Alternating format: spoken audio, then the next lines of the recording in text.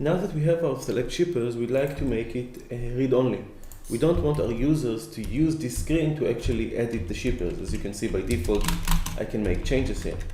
I would much prefer that they will be in the browse state, where they can just look at rows and maybe incrementally search them. So let's start by doing that.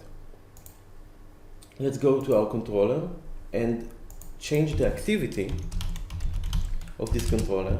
Instead of being the update, which is the default, we also have insert and delete over here, but in our case, we want to use the browse. By changing the activity to browse, the user can now, when we run this controller, look at rows, but he cannot change it.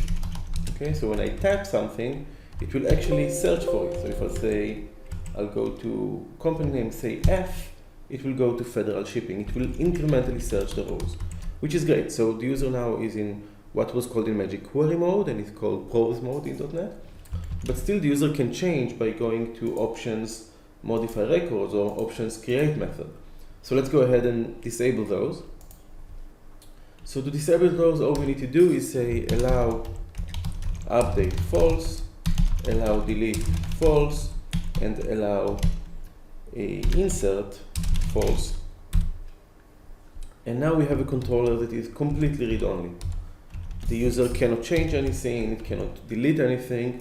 A read-only screen where the user can only view the rows that exist in this table. To do that, all we need to do is set several basic properties in the onload method,